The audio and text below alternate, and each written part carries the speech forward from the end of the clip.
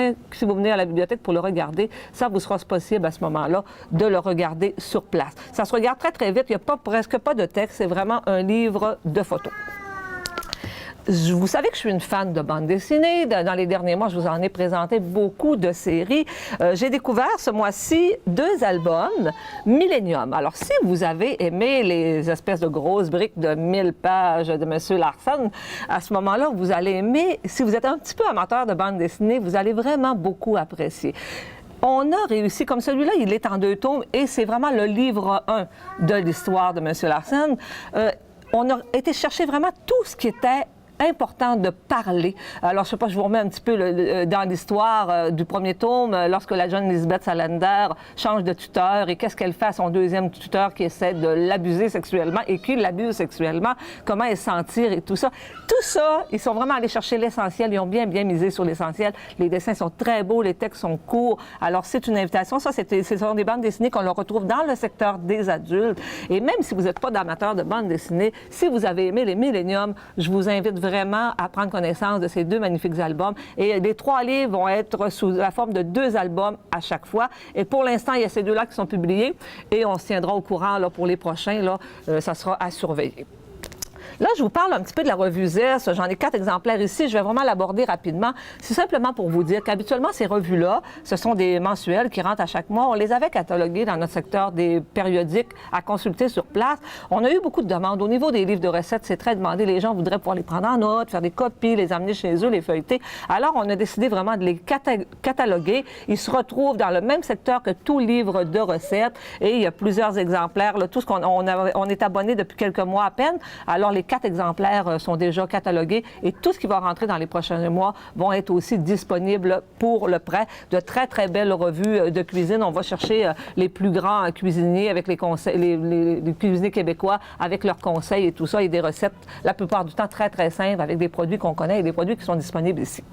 Claude Paquette nous présente une biographie d'Yvon Deschamps. J'en peux plus de parler de moi-même. Il avait déjà publié une première biographie en 1997. Disons que cette version-ci, c'est une version augmentée, remaniée. On va toucher, naturellement, en 97, on arrêtait en 97 de parler de lui. Alors, tout ce qui n'a pas été dit depuis 1997, c'est très, très bien fait. Ce que j'ai été un petit peu surprise dans ce livre-là, habituellement, quand on a une biographie, on s'attend à avoir beaucoup de photos. Et ça m'a un petit peu déçue. J'ai dit, mon Dieu, il n'y a aucune photo. Ça rend, je trouve, la biographie un petit peu triste. Et en arrivant à la fin, je suis allée voir, il y avait une petite annotation, le cahier photo. Ce livre ne contient pas de cahier photo sur Yvon Deschamps. L'éditeur a préféré produire un cahier qui est disponible sur le web. Il est disponible à partir d'avril 2013. Et là, vous allez pouvoir, en allant sur le site de Claude Paquette, feuilleter les photos qui auraient dû apparaître dans la biographie de M. Yvon Deschamps. Et c'est vraiment divisé, par les années. Bon, là, de 35 à 68, les années d'apprentissage, la consécration de 68 à 76, d'un refuge à l'eau de 85 à 97 et aller jusqu'à aujourd'hui, de l'indécision au nouveau projet jusqu'à aujourd'hui. Donc, si vous êtes amateur de biographie, celui de M. Yvon Deschamps, naturellement. Là, je vais vous montrer ça. Stephen King, Shining. Vous allez dire, ben voyons donc, pourquoi quand on nous parle de Shining, un livre qui a plus de 35 ans, qui a été publié en 1977. Je vous en parle parce qu'on a racheté, il a été réédité, on a acheté une nouvelle édition. Et pourquoi il a été réédité? Parce que vous avez maintenant la suite de Shining, Dr. Sleep. En fait, c'est 35 ans plus tard. Le jeune fils du personnage qui était joué par Jack Nicholson, je ne me souviens plus de son nom, a réussi naturellement à s'en sauver. On sait que lui, il avait survécu à ce drame-là. Et là, maintenant, c'est sa vie, 35 ans plus tard. Lui aussi a le don, ce qu'on appelle le don de Shining. Et qu'est-ce qui va se passer? C'est qu'il va toujours essayer, lui, de faire le bien avec ce don-là. Il va être capable de communiquer avec les esprits. Il va rencontrer une jeune fille, une toute jeune fille qui a le même don que lui, mais qui est poursuivie. Ils vont essayer tous les deux de découvrir un tueur en série d'enfants.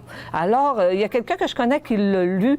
Elle a littéralement été subjuguée, passionnée par celui-là, par celui-ci. Mais des fois, si vous n'avez pas lu Shining, je vous conseille peut-être de lire Shining en premier, après ça, de lire la suite Dr. Sleep. Alors, vraiment, moi, c'est sûr que je suis aussi une fan de Stephen King, surtout Shining, c'est un de ses meilleurs. Je vais sûrement essayer de mettre la main là, sur cette suite-là aussi. On en a 2 exemplaires, un dans le best-seller de location et un dans le régulier, totalement gratuit. Voilà. Celui-là, je vous le montre, Les Affligés de Chris Womersley. Et celui-là, je ne vous parle même pas du résumé, je vais juste vous le montrer pour porter à votre attention.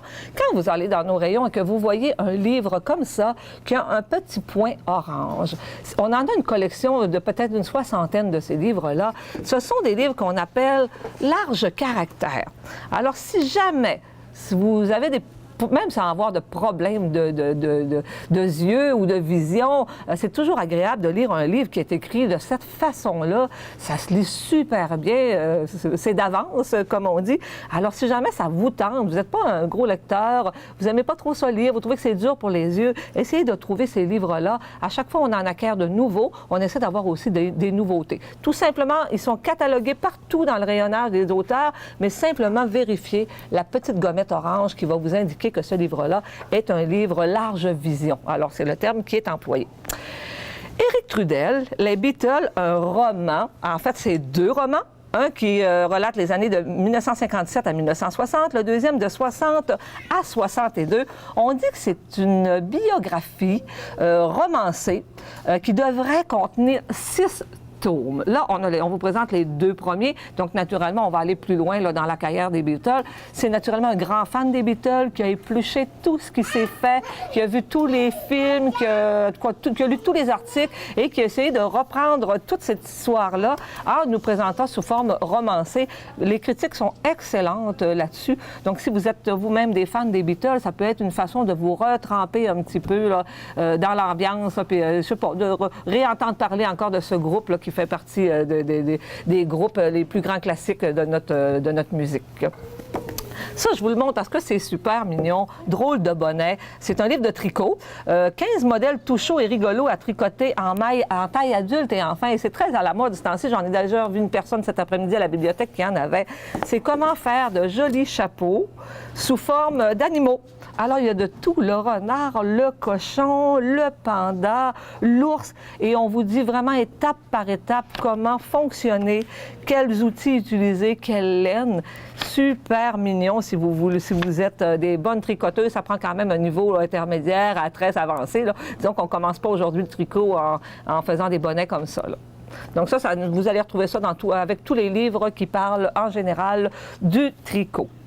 Si on changeait Vaincre la force des habitudes, là-dedans, c'est un livre, encore une fois, de comportement personnel et tout ça, d'essayer d'avancer un petit peu.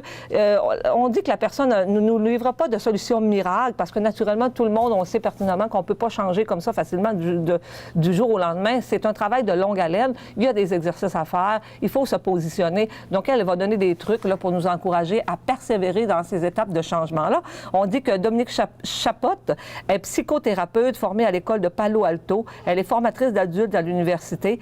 Et vraiment, c'est une invitation à aborder avec confiance et optimisme tous ces changements que la vie nous propose, comme ceux qui nous imposent. En chaque début d'année, quand on parle de résolution, un peu comme dans mon introduction, si vraiment vous avez résolu de faire des changements, bien, peut-être que vous aurez besoin de petits outils là, pour vous aider à réaliser vos bonnes résolutions. Éric et Julie Martin, avec Manuel Sanson, 5 ans de cauchemar, un couple dans l'enfer des sectes. Ça, c'est particulier, c'est vraiment un fait vécu. C'est des gens... on a toujours un petit peu de difficulté à comprendre comment les gens peuvent devenir tellement démunis dans la vie, tellement au pied du mur, qu'ils vont se laisser embobiner par des êtres charismatiques. Et c'est un couple qui vont se ramasser dans une secte, où là, c'est rare. Habituellement, ce sont toujours des hommes qui sont chefs de secte. Et à ce moment-là, ici, c'est une femme. Ça se passe en Europe, c'est vraiment quelque chose qui a existé. Et ils nous racontent un petit peu tous les deux là, comment ça se passait et comment surtout ils ont réussi à s'en sortir. Et on comprend aussi un petit peu mieux comment ils ont réussi. Ils nous parlent beaucoup de leur cheminement du début, comment ils se sont fait attraper comme ça là, d'entrée. Et ils ne sont pas les seuls. Là. C'était une secte quand même qui avait plusieurs adeptes. Alors ça va avec ça.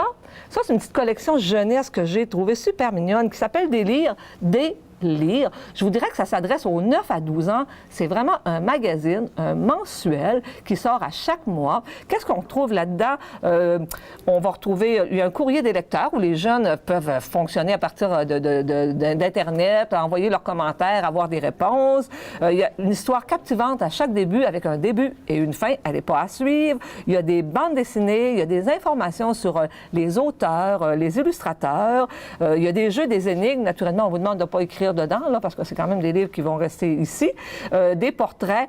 Donc, moi, je pense que ça peut intéresser les jeunes adolescents qui, des fois, ont de la misère à trouver quelque chose là, qui va les passionner, là, pour dire accrocher un petit peu au niveau de la littérature, à surveiller. Donc, des livres, ils sont classés dans le secteur jeunesse, dans le secteur A79, DLI, si vous voulez les retrouver facilement, où ils vont être la plupart du temps dans notre petit présentoir de nouveautés au niveau des jeunes. C'est ce qui va terminer aujourd'hui ma présentation. Je suis bien contente de redémarrer l'année avec vous. Et naturellement, bien, comme à chaque fois, bien, on se donne rendez-vous le mois prochain, puis j'aurai encore de belles informations pour vous et de belles nouveautés à vous présenter.